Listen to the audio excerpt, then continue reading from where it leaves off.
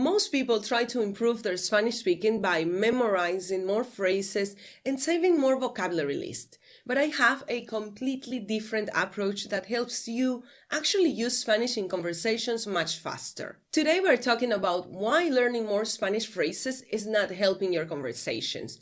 And if you want to actually speak Spanish naturally, you need to train your brain to use the language, not just memorizing it. But here's the thing. What you actually need is to understand how your brain retrieves language in real conversations and how to train phrases through repetition, improvisation, and real context so they come out automatically. So in this video, I'm going to show you a very simple shift that will help you turn passive Spanish into real conversation skills. And if you apply it, you'll stop feeling like you know Spanish but can't speak it every time someone talks to you.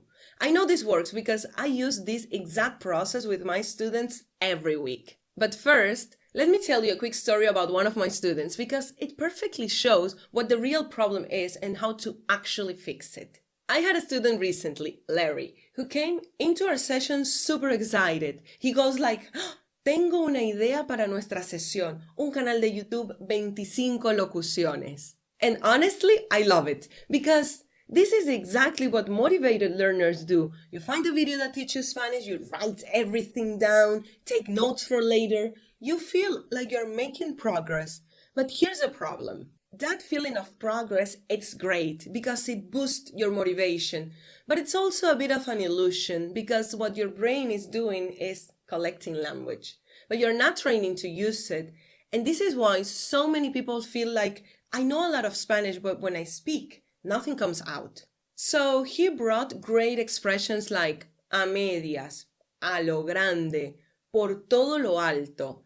And he was asking really good questions like, ¿es algo que usarías cuando hablas o depende? That's a great sign. He's thinking about real usage, not just translation.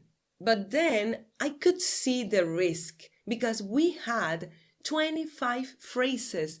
And if we tried to learn all of them, he would remember none of them in conversation. Because your brain doesn't learn language by collecting lists. It learns through repetition, context, and emotional relevance. Especially for speaking, if you don't use a phrase in a real or simulated conversation, your brain doesn't mark it as important to retrieve. So it just sits there, somewhere in your mind, passive. So instead of going through all 25, I told him, let's pick one or two, that's it. And we chose something like a medias. Now the goal changes completely. He goes from understanding it to actually using it. And this is where most learners don't train properly because speaking is not about remembering, it's about reacting in real time. So we did this, and you can steal this right away. We picked the phrases that were more useful, and I asked him to try to use one immediately. And he noticed it wasn't easy. So we create mini situations and started improvising around it. Then we repeat it in different contexts. So he's not learning 25 phrases. He's using 2 in real situations. We did it like this.